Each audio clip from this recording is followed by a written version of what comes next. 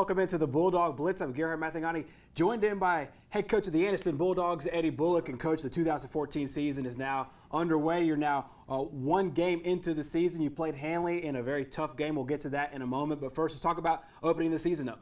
Well, just glad to get the season open up. And, you know, we missed having a jamboree this year due to scheduling conflicts. Right. But, you know, I was just looking forward to getting the season started, you know, after 2 months of preparation and weightlifting. You know, you want to kind of get the season going. So we're just glad to get out on the field Friday night. One of your philosophies is always try to schedule as toughest opponents as possible outside of the region to help you get ready for the region play for a very tough region. You obviously moved from Class 4A into Class 5A. We'll dive into that a lot deeper a little bit later on the show. But talk about just opening this tough schedule with a team like Hanley. Well, you know, Hanley, we normally play them at mid-season, and I knew that they were going to be pretty tough. And, you know, Coach Ballard does a great job, and he pretty much got his team back. And we were just looking forward to a good opening, you know, to get us prepared for our region play, and that sort of helps out with us moving up to Class 5A classification. So we were looking forward to it. Talk about the team dynamics this year. You returned starting quarterback Quintavious Dobbins. You also returned Tay Miller. You lost a lot of guys as well, and you're very, very young. Well, we, you know, as I mentioned earlier, we only got 3 starters back on offense and 3 back on defense, and total of 13 seniors in all, but out of those 13, we're only actually playing 6 on a consistent basis. So, you know, we sort of young, but, you know, I just got a good feeling because this group all during the summer has been one of the most cohesive groups that I've coached since I've been there. So I'm expecting some great things out of them in the future. You know, we just got to fix a few minor mistakes, and once we do that, I think we're going to be pretty good down the road. Unfortunately, and this is one of the worst parts about the sport, you suffer injuries, and injuries, you know, happen to be a big part of the game. You lost one of your players to a broken leg the other night. Just talk about him and what he's meant to the football team. Well, it was so disappointing. Sean Spartan was actually one of the seniors, and he was just getting an opportunity to start. We were looking for great things out of him. He was excited about his senior year. You know, he just had an unfortunate accident. You know, it was a clean block, and you know, he just ended up getting his leg broken. And you know, you kind of hate it for the player because there's nothing you can do about it. But you know, we'll end up having to put a younger guy in his place. You know, and I think we got a couple of options there. You know, with younger guys that'll be coming around that can play that linebacker position. Absolutely, will. Definitely wish the best of luck to Mr. Spidner, and we'll keep you in our thoughts and prayers as well here on the Bulldog Blitz. But coming up next in the show, we'll look at some first-half highlights of Anderson's game against Hanley to start off the 2014 season. Keep it right here on the Bulldog Blitz Week 1 edition. Tigers have elected to receive. Bulldogs will be kicking off.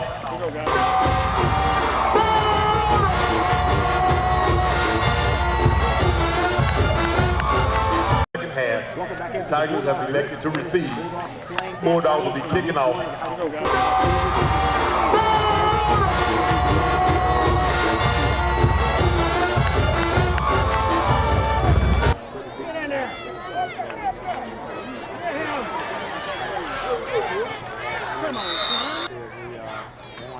So we defer it to the second half.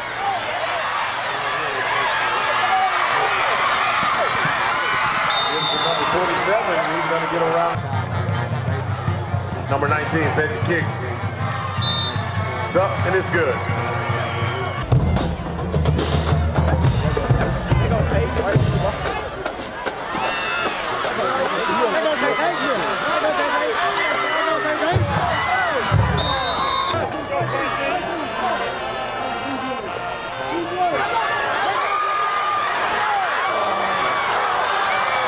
Give it to Dobbins.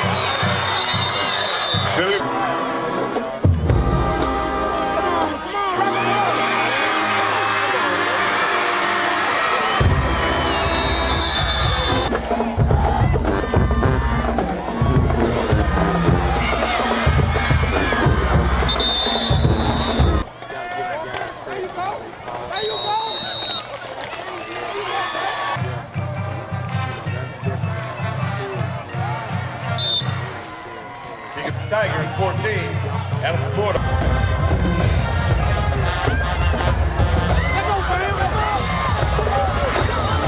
Hey, let's go, son.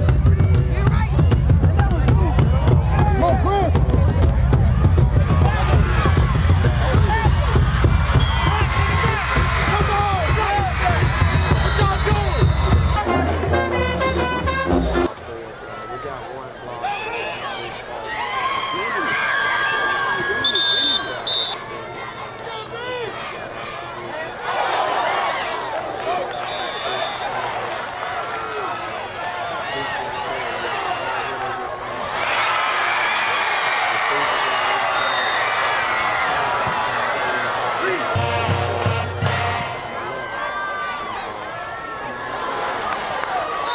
Go in the half.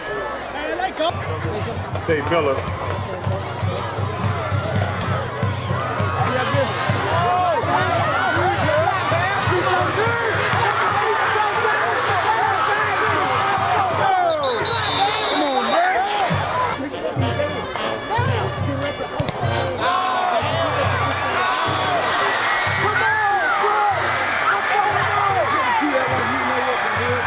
Block.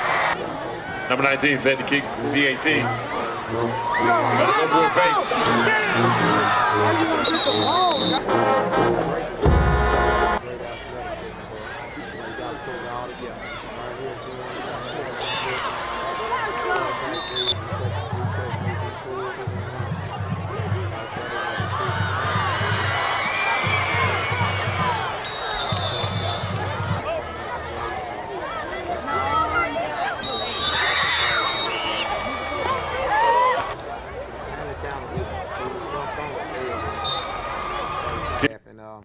Of course, you can see it was 33-0 at halftime, and you know, we just had to make some adjustments.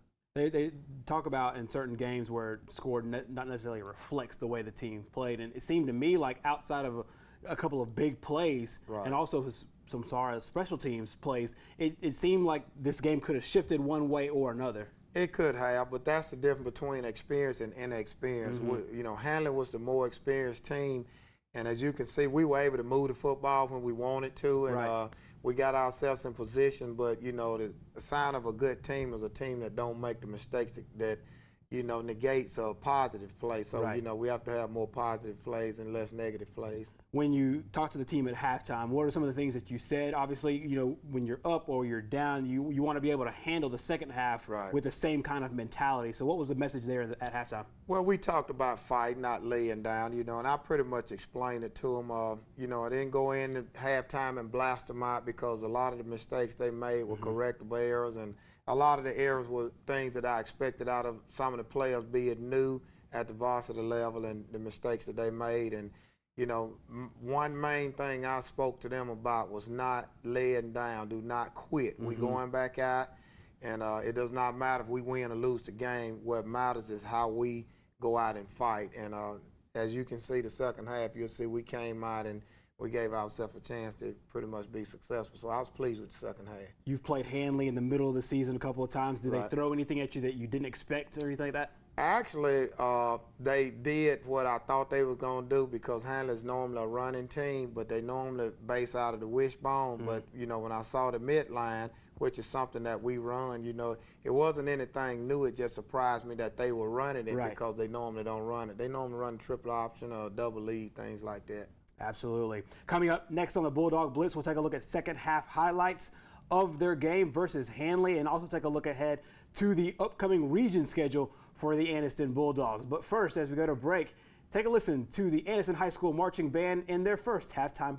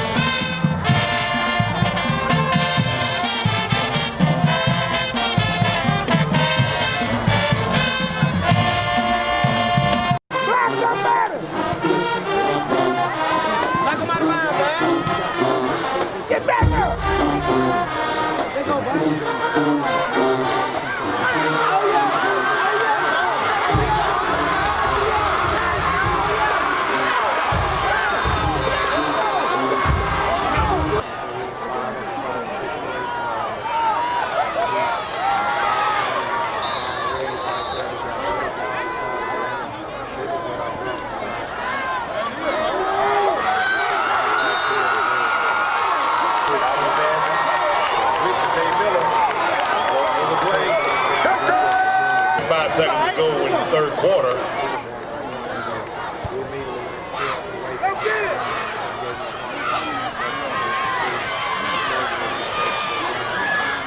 Right here we kicked off. We kind of gave them too much yardage on this. We had guys that were backing up. Give it to number 5. They kind of negated that touchdown. Number 19 kick is up and it's good. 7 minutes and 6.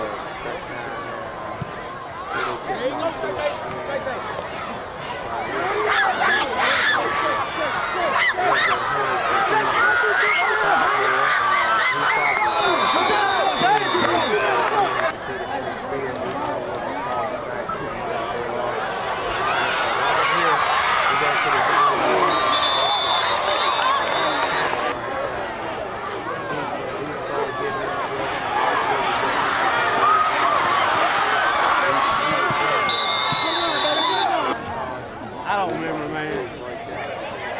There it is, there it is. Hey, man, I want to thank you. Look, I owe a lot to you.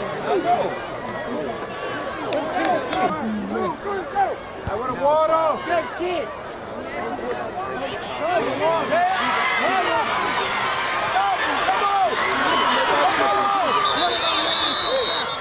Too much yardage there again.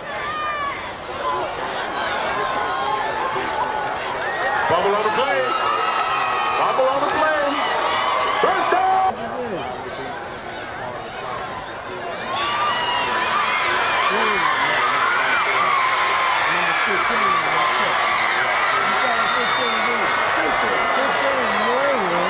Seconds to go in the third quarter.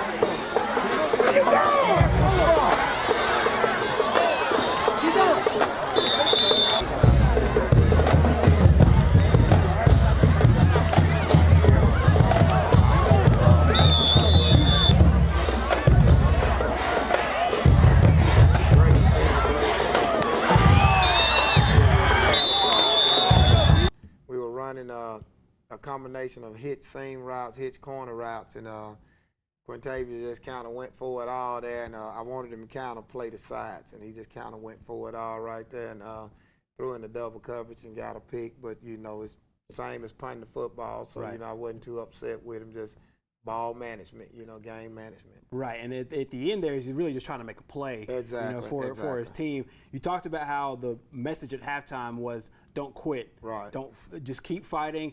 Don't worry about the scoreboard, but just keep bringing the same intensity." Right. And you saw that there, especially in the first part of the third quarter. Right, and we also had a couple of opportunities that you didn't see in the highlights, but DeMonte Miller actually dropped a third touchdown pass that, you know, he had to defend the beat by 3 or 4 steps, and you know, it just happened, you know. So those kind of things happen, and I was so proud that they did not quit, you know, because it's easy to lay down and start pointing the finger or listening to negativity, but you know, they blocked all of that out. So, you know, that gave us something to build on. The errors that they made, mistakes they made, all that's correctable. Absolutely. One of the things that we've talked about with this team, and we'll talk about it for a while, especially at the beginning of the year, is the inexperienced part, like you were talking about. Flashes of great things, but a couple more times on the field, you'll be able to make that better decision. Talk about playing a team like Handley in the week 1, paired with using that game to get the experience. Well, what you do is, you know, Handley was, you know, they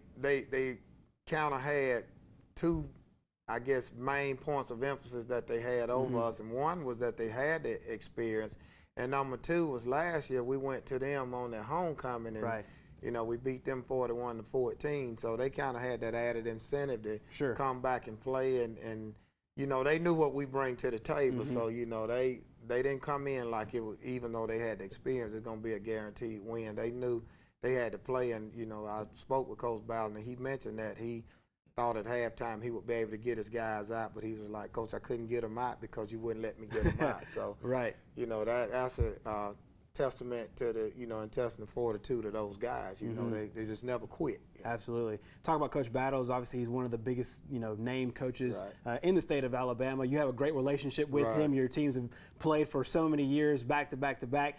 Talk about your relationship with Coach Battles and kind of the football coach that he is for people in this side of the state that really don't know that much about him outside of the championships. Well, you know, I love Coach Battles to death, you know, because what you see is what you get. And it's kind of ironic because when I was in high school, you know, he actually wanted me. I went to Anderson High School, but he actually wanted me to come to Webbing and play for him.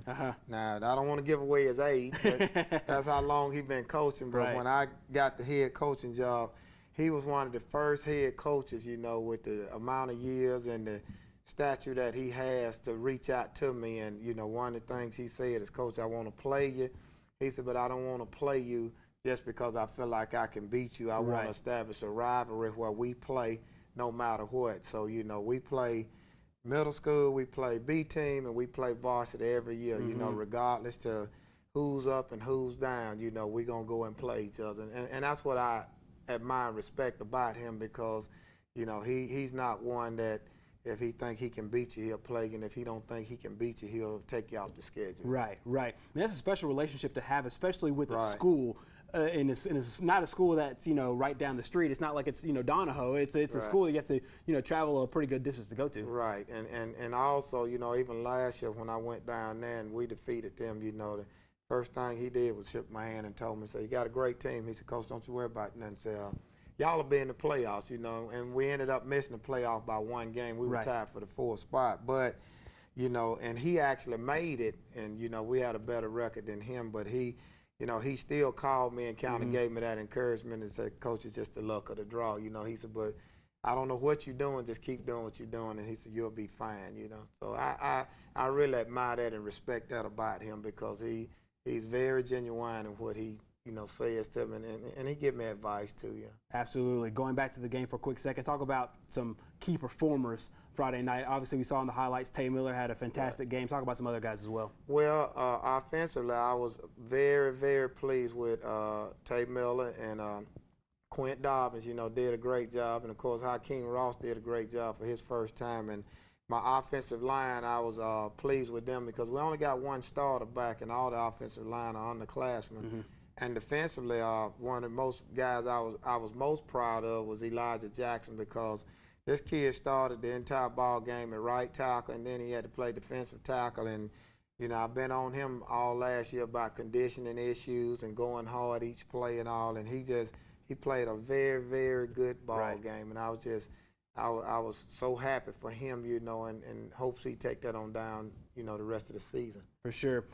The Bulldogs open up region play in week 2. They'll play Mortimer Jordan. We'll take a look at that game as well as touch on their new 5A region coming up next on the Bulldog Blitz.